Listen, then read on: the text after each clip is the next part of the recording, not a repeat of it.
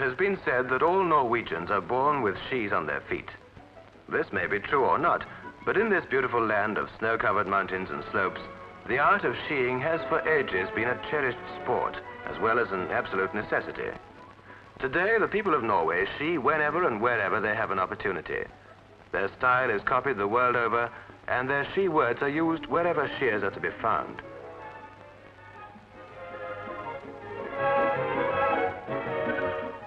If you would like to visit this land where skiing began, to learn how to do it, or to practice what you've already learned, other people like yourself, all bent on having a healthy, happy holiday, which only the snow, the sun, and fun can provide.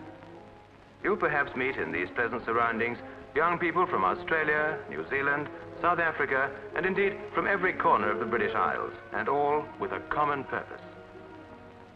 You'll be introduced to Norwegian food. Whether you take it in the cafeteria, where your appetite can be satisfied with as little or as much as you fancy, or whether you take it in the dining room, where the famous Norwegian cold table will surely not disappoint you.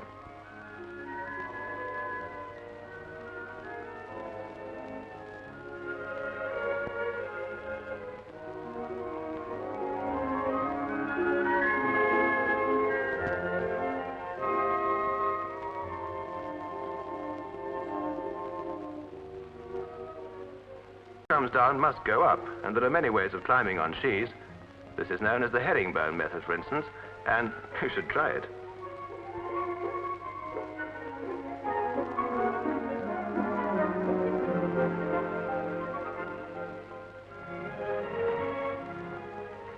If you prefer an easier method of ascent, there are the ski lifts, which will take you to the very top of the downhill runs. The use of these lifts in Norway is not expensive, and you can generally buy a form of season ticket which will entitle you to a number of trips at a reduced price. The chairlift is not only a means of reaching the top, but can be a comfortable and pleasant way of looking at the scenery, which from this vantage point can be admired for many miles on either side.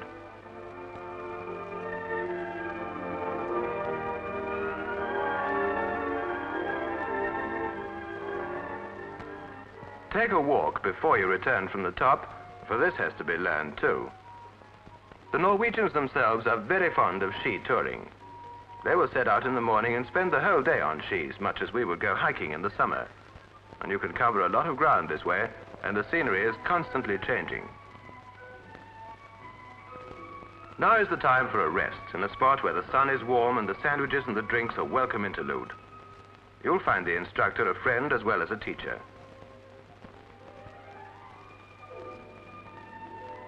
Perhaps you had been told at home that skiing was difficult, that you had to start learning when a child to be any good at it.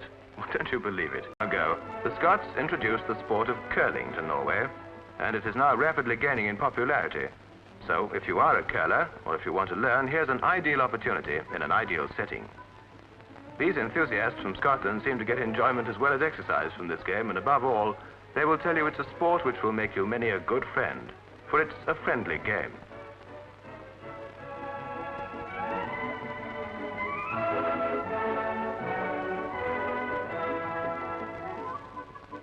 It's amazing, isn't it, that men will use a broom like this on ice and yet pretend at home to be quite ignorant of its real purpose. Competitions are very popular with the Norwegians, and you'll find them being held at most resorts. Here you can watch skating, or join in if you feel so inclined, and the flag tells us that there are British competitors taking part.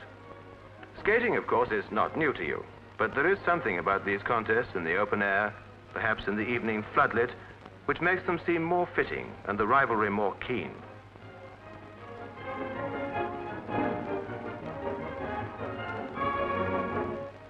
But if you've never skated before, well, don't be afraid to try, like these two young children.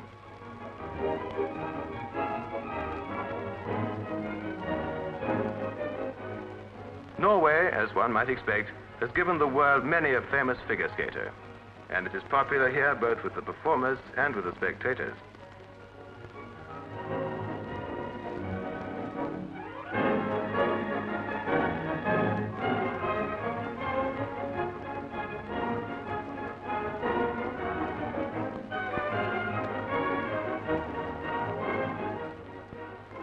The skiing competition takes place annually between members of the British and Norwegian universities. The game